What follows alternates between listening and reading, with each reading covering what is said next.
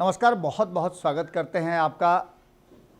कल नहीं आए थे, शिकायत है आप लोगों का, शिकायत कर दीजिए, लिख दीजिए कमेंट में। क्यों नहीं आए थे ये नहीं बताएंगे, क्योंकि एक बड़ा रिसर्च कर रहे थे और उस रिसर्च में हमने जो देखा, हमने जो समझा और जो आंकड़े बता रहे हैं उसके आधार पर हम आपके सामने हाजिर हैं। और आज जो हाजिर हैं वो एक विस्फोटक खबर है। खबर ये है कि नीतीश कुमार अब एक नई रणनीति पे काम करना शुरू कर दिए हैं और नई प्लानिंग के तहत नीतीश कुमार आपको बहुत जल्द देखने को मिल सकते हैं।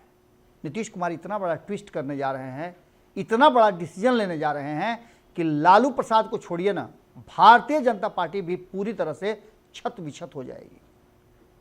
अब आप समझ रहे होंगे कि नया ड्रामा शुरू हो गया। ड्रामा नहीं है, ये वास्तविकता है। और जातीय जनगणना आने के बाद जिस उत्साह में नीतीश कुमार हैं, और आप जानते हैं कि नीतीश कुमार यूं ही कुछ नहीं करते हैं, उनके पास एक एक सेकंड का, एक एक बात का प्लानिंग होता है। आपने कभी देखा है नीतीश कुमार ने किसी को अपने पार्टी से निकाल दिया हो? वो खुद ही निकल जाता है। नीतीश कुमार इस तरह की परिस्थितियां पैदा करते हैं कि उसे बाहर होना पड़ता है। नीतीश कुमार जब भी अपना हाथ बढ़ाते हैं तो दोनों पकड़ने के लिए तैयार हो जाते हैं, चाहे भारतीय जनता पार्टी हो या फिर लालू प्रसाद हो। दोनों उसी सम्मान के साथ पकड़ते हैं और यहां तक कहते हैं कि हुजूर कुर्सी तो आप ही की है, हम तो पीछे पीछे चलेंगे। एक बार फिर से नीतीश कुमार ने अपने लिए और अपनी पार्टी के लिए एक बड़ा जुगाड़ कर लिया है और ये जुगाड़ उनकी पार्टी के नेताओं को पता है। उनके पार्टी के जो इंटरनल नेता हैं, उनके मुंह पर जो टेप लगा हुआ है, उसके पीछे का कारण और रणनीति यही है कि नीतीश कुमार ने सबको समझा दिया है कि वो आगे करने क्या जा रहे हैं। हालांकि ये उन्होंने आधी बात बताई है। उन्होंने सबको कहा है कि बस अक्टूबर भर इंतजार कीजिए, नवंबर में वो सब कुछ आपके हाथ में होगा जिसकी आप अपेक्षा रखते हैं हमसे और जो चाहते हैं। ये सारा भूमिका था और इस भूमिका के बाद अब आपको हम पॉइंट पे आ रहे हैं। जातीय जनगणना का रिपोर्ट आ गया है, इसमें बड़ा एक कैच है, हम आपको वो बाद में बताएंगे। उससे पहले आपको बता देते हैं कि आपको जानकारी मिली ही है, लगातार हम खबरों में बता रहे हैं, कल भी हमने खबरों में बताया था कि नीतीश कुमार बैठकों का दौर चला रहे हैं। अलग अलग समुदाय के साथ, अलग अलग जाति के साथ, अलग अलग नेताओं के साथ बातचीत कर रहे हैं। जिसकी संख्या अधिक हो या कम हो उसे कोई अंतर नहीं पड़ता है। यहां तक कि प्रखंड स्तर से लेकर के बूथ स्तर तक के जो उनकी पार्टी के पदाधिकारी हैं उनको भी बुला बुला करके उनका राय ले रहे हैं। लेकिन सबसे चौंकाने वाली बात है कि आखिर सबसे मिल रहे थे, अल्पसंख्यक समाज के नेताओं से क्यों नहीं मिल रहे थे? जातीय जनगणना और आंकड़ा आने के पहले किससे नहीं मिले हैं? सभी जातियों के लोगों से मिले हैं, सिर्फ मुसलमानों को छोड़ करके। और मुसलमानों से मुलाकात कब किया? जब यह आंकड़ा सार्वजनिक हो गया और यह पता चल गया कि मुसलमानों की आबादी कितनी है और इसके साथ साथ ये भी आंकड़ा डब्बे में बंद हो गया है कि मुसलमानों की वास्तविक स्थिति क्या है। ये सारी बातें आप देख रहे होंगे, सुन रहे होंगे, समझ रहे होंगे, लेकिन इसमें असली खेल जो है वो ये है कि आज़ादी के बाद, 76 वर्षों की आज़ादी के बाद 37 वर्षों तक 12 सवर्णों ने बिहार की गद्दी पर अपना समय बिताया है, यहाँ सत्ता चलाया है। इसके आगे की कहानी अगर बताएं तो 35 वर्ष तक ओबीसी के पास ये बिहार की गद्दी रही है। हम आपको पूरे डिटेल में बताएंगे। इसमें से 3 जो शेड्यूल कास्ट के रहे हैं सीएम, और इसके साथ साथ कई ऐसी बातें हैं जिसको आंकड़ों के हिसाब से आपको समझाएंगे तो आप अच्छी तरह समझ जाएंगे कि नीतीश कुमार की रणनीति है क्या। अब तक जितने भी मुख्यमंत्री हुए हैं उनके कार्यकाल के बारे में भी आपको बताएंगे और बताएंगे कि इनके बीच में क्या क्या हुआ। जब अति पिछड़ा समाज की बात आती है और 36% उनको बताया जाता है तो सवाल शुरू हो जाता है कि आखिर अति पिछड़ा इतना अधिक संख्या में है तो क्यों नहीं? तो दूसरी तरफ मुसलमान भी कहते हैं कि भैया हम तो 19-20% हैं, हम क्यों नहीं? क्या है, भाजपा को तो आप कहते हैं कि कम्युनल सेकुलर का खेल खेलती है, मुसलमानों के साथ दोहरी रणनीति अपनाती है, देश से भगाना चाहती है, लेकिन आप देश में रह के वोट ले करके और हमारी स्थिति कहाँ है। इन सारी बातों को लेकर के नीतीश कुमार ने जो प्लानिंग बनाई है वो इसी से आपको पता चला कि 76 वर्षों में 12 सीएम सवर्ण रहे, 5 पिछड़ा वर्ग के रहे, अल्पसंख्यक समाज के मात्र 1 सीएम अब तक रहे हैं, जिनका कार्यकाल 1 साल 283 दिन रहा है। अब यहीं से वो कहानी शुरू होती है और इस कहानी में आपको बता दें कि 17 साल से अधिक समय हो गया नीतीश कुमार को, तो लालू प्रसाद 7 वर्ष 130 दिन रहे हैं, राबड़ी देवी 7 वर्ष 190 दिन रहे हैं और ये तीनों ओबीसी से आते हैं। फिर यहां खोजिए कि ईबीसी कहां है, मुसलमान कहां है। आपको याद होगा 2005 में जब सरकार नहीं बनी थी तो नीतीश कुमार से एक बहुत बड़ी गलती हो गई थी।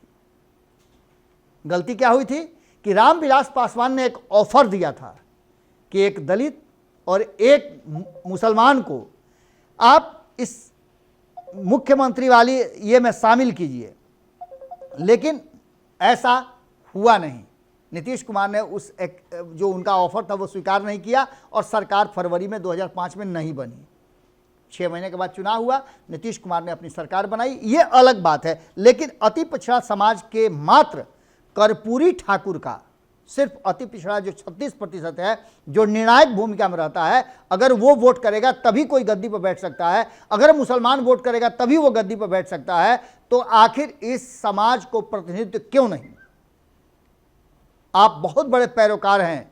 लालू प्रसाद जी को चाहिए था कि जब राबड़ी देवी को बनाए थे तो उनके पास अल्पसंख्यक नहीं थे क्या, उनके पास दलित नहीं थे क्या, उप मुख्यमंत्री बना दिए होते।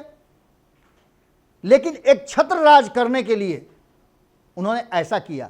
नीतीश कुमार जी ने तो कोशिश की, एक दलित को बनाने की कोशिश की और जैसे ही जीतन राम मांझी को बनाया, सोचे तो कुछ और थे लेकिन हो कुछ और गया। लेकिन हिम्मत अगर दिखाया तो नीतीश कुमार ने दिखाया जीतन राम मांझी को मुख्यमंत्री की कुर्सी पर बैठाने का, और ये नीतीश कुमार के स्ट्रेटजी का हिस्सा था और इस स्ट्रेटजी में नीतीश कुमार पूरी तरह से सफल हो गए। एक तरफ जहां उन्होंने लालू प्रसाद को अपना मुरीद बना लिया, मजबूर कर दिया कि वो नीतीश कुमार का सारा जो जितना भी उनका ऑफर है वो सब एक्सेप्ट कर लें, तो दूसरी तरफ भारतीय जनता पार्टी को औकात दिखा दी कि आप चाह करके भी मेरे फैसले में रोक नहीं लगा सकते हैं।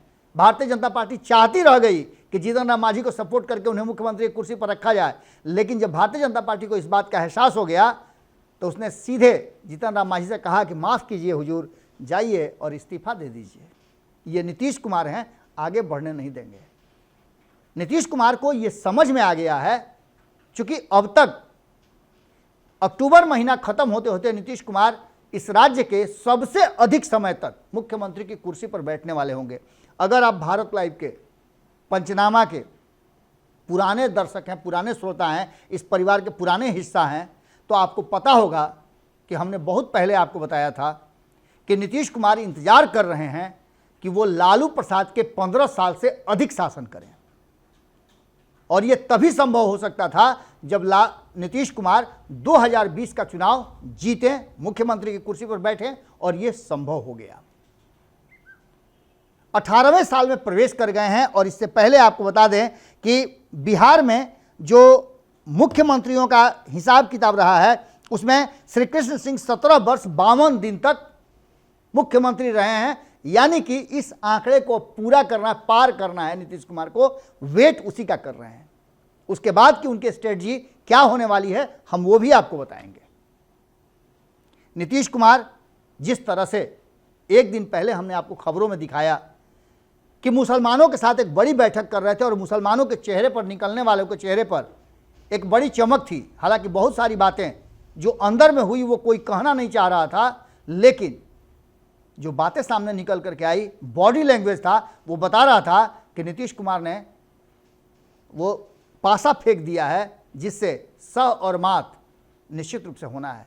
अब इसको समझने के लिए आपको आना पड़ेगा कि अब तक जो परिस्थितियां रही है इस 76 वर्ष के बिहार में, उन 76 वर्षों में हमने आपको नटशेल में बता दिया, इसमें कई मुख्यमंत्री रहे, सवर्ण भी रहे। 12 सवर्णों की बात हमने की। हमने बताया कि 3 सीएम एससी के रहे थे और इसके अलावा ओबीसी से भी रहे हैं, ईबीसी से एक रहे हैं।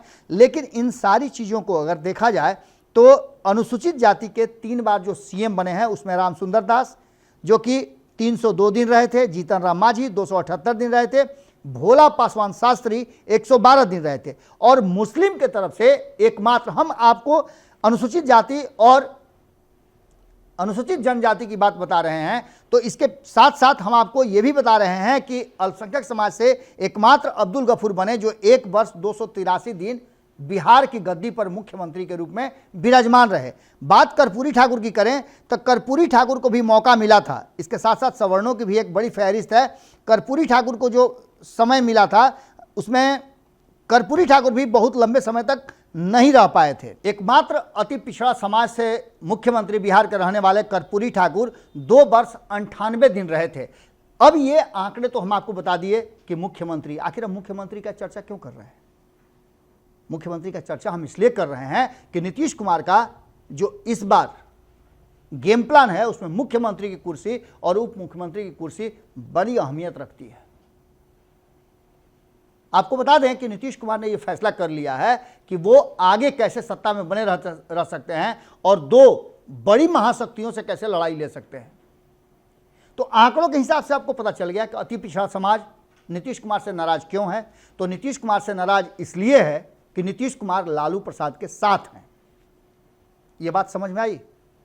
अति पिछड़ा समाज को लगता है कि 14% से अधिक जो यादव समाज है 27% में से वो डोमिनेट करता है और ओबीसी और ईबीसी को कहीं ना कहीं हड़काता है। और इस हड़काने वालों में नीतीश कुमार भी शामिल हो गए हैं क्योंकि उन्होंने ही उन्हें सत्ता में ला करके बैठा दिया है जहां वो मनमानी करते हैं।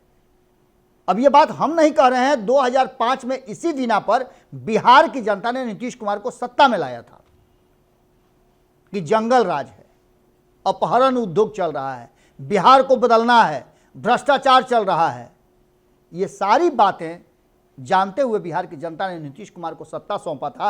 अब नीतीश कुमार फिर से आज उसी पैतरे की तरफ आ गए हैं। तो सबसे पहले ये कि ईबीसी और ओबीसी समाज जो है वो 36% और 27%, ये नीतीश कुमार से इसलिए दूर है गैर यादवों को छोड़ करके कि वो लालू प्रसाद के साथ हैं, और अगर लालू प्रसाद के साथ नीतीश कुमार रहते हैं तो उनको किसी भी तरह का सपोर्ट नहीं किया जा सकता है, कुछ लोगों की बात छोड़ करके।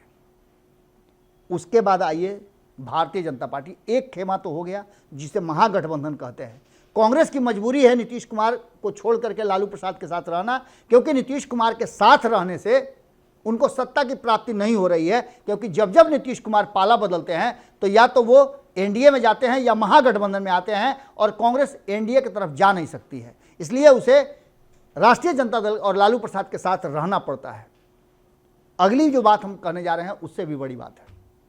नीतीश कुमार जब एनडीए की तरफ जाते हैं तो जो सबसे बड़ा समाज है अल्पसंख्यक समाज, जो 20% के आसपास है, वो समाज नीतीश कुमार से क्यों दूरी बनाता है? इसलिए कि वो भारतीय जनता पार्टी के साथ जाते हैं, भारतीय जनता पार्टी के साथ सत्ता शेयर करते हैं, और ऐसी स्थिति में अल्पसंख्यक समाज भारतीय जनता पार्टी को सपोर्ट नहीं कर सकता है, इसलिए नीतीश कुमार को सपोर्ट नहीं कर सकता है। यानी कि 20% इधर और लगभग 40% उधर नीतीश कुमार से नाराज चल रहा है। यह नाराजगी दूर करने के लिए नीतीश कुमार को करना क्या होगा? आपको याद होगा कि मैंने आपको बताया था कि नीतीश कुमार वो रास्ता तलाश कर रहे हैं जहां उन्हें भाजपा और लालू प्रसाद दोनों से फुर्सत मिल जाए और उनका सपोर्ट सिस्टम खड़ा हो जाए। एक बहुत बड़ी बात कहने जा रहे हैं, इस बात को गांठ बांध के रख लीजिएगा। अगर पेन और पेपर है तो लिख भी लीजिएगा। आने वाले समय में नीतीश कुमार बड़ा राजनीतिक खेल खेलने वाले हैं, जिसमें नीतीश कुमार लोकसभा के साथ विधानसभा का चुनाव करा सकते हैं, और ऐसी स्थिति में नीतीश कुमार अल्पसंख्यक और दलित के साथ साथ ईबीसी को भी अपने मंत्रिमंडल में शामिल कर सकते हैं। एक मुख्यमंत्री और 3 उप मुख्यमंत्री के साथ वो फिर से बिहार में एक बड़ा जनाधार वाला गठबंधन तैयार कर सकते हैं। ये चीज़ें बहुत ज़्यादा भीतर ही भीतर चर्चा में शुरू हो चुकी हैं, लेकिन पब्लिक डोमेन में नहीं है। हमारे सूत्र बता रहे हैं कि नीतीश कुमार ने लगभग अपना मन बना लिया है। यही कारण है कि जो लोग या तो भारतीय जनता पार्टी की तरफ जाने के लिए या फिर लालू प्रसाद के साथ रहने के लिए नीतीश कुमार को मजबूर कर रहे हैं, उनसे पूरी दूरी बना लिया है। और जैसे ही नीतीश कुमार इन दोनों से दूरी बनाएंगे अलग, वैसे ही नीतीश कुमार एक बार फिर से इन सारे वोटों को जो बिखरे हुए हैं, छटके हुए हैं, वो उनके साथ जाएंगे। आप अगर जोड़ करके देख लेते हैं तो दावेदारी लालू प्रसाद की है कि उनके पास 14% यादव और 20% मुस्लिम, 19 पॉइंट कुछ है, तो ये 33% होता है। अगर इसमें से नीतीश कुमार 5% भी छांट लेते हैं, मैं ये नहीं कहता हूं कि मुस्लिम समाज पूरा नीतीश कुमार के साथ चला जाएगा, लेकिन नीतीश कुमार जैसे ही मुस्लिम समाज को प्रतिनिधित्व देने की बात करेंगे, उप मुख्यमंत्री बनाने की बात करेंगे, तो 5% तो कम से कम जा सकता है ना। अगर ये चला गया तो इनका प्रतिशत घट करके हो जाता है 28, यानी कि 70 तक पहुंचने की कुंजी जो है नीतीश कुमार के पास हाथ में आ जाती है। दूसरी तरफ एनडीए की बात कर लें तो एनडीए की तरफ अगर मान लेते हैं कि 15% हिंदू हैं, इन हिंदुओं के बाद बनिया समाज 2.31% है, ईबीसी समाज 36% है, ओबीसी समाज है। ये सारे समाज के लोग मिल करके अगर 35% उधर शिफ्ट करते हैं, एनडीए में जाते हैं, तो ऐसी स्थिति में नीतीश कुमार इसमें से 5 से 7% तो काट सकते हैं ना। अगर ईबीसी का एक मुख्यमंत्री उप मुख्यमंत्री बना दे तो, एससी का बना दे तो ये 5 से 10%, यानी कि 35% में से लगभग 10% वोट इधर छट करके आता है। और नीतीश कुमार का 16% जो कांस्टेंट वोट है वो जोड़ लेते हैं तो इन दोनों गठबंधन से अधिक हो जाता है। यानी कि नीतीश कुमार जो नया दाव खेलने जा रहे हैं उसमें बहुत बड़ा पेंच है, और ये दाव अगर सफल हो गया तो निश्चित रूप से नीतीश कुमार एक बार फिर से किंग मेकर की भूमिका में होंगे। और बिना नीतीश कुमार के न तो केंद्र में कोई सरकार बनेगी और न बिहार में बनेगी। यह विश्लेषण आपको कैसा लगा आप कमेंट बॉक्स में ज़रूर लिखिएगा। हमने कोशिश किया गेम समझाने का कि आखिर ये गेम चल कहाँ रहा है। इसके बाद हम अगली कड़ी जो लेकर के आएंगे आपके कमेंट के साथ, आपके विचारों के साथ लेकर के आएंगे। बहुत बहुत धन्यवाद, नमस्कार। अगर ये वीडियो पसंद आई और वह बिहार के राजनीति और बिहारियत से सरोकार रखेनी तो सब्सक्राइब बटन दबा के चैनल के सब्सक्राइब कर ली। ओजे एगो घंटी बा, ओकरा बटन दबा देला से कुल सटीक और मारक खबर रुआ मुफ्त में मिल जाई। अगर रुआ पत्रकारिता के हमनी के नया प्रयोग में सहयोग कर चाहतानी तो ज्वाइन बटन दबा दी। पेटीएम नंबर नोट कर ली 9386816700। धन्यवाद।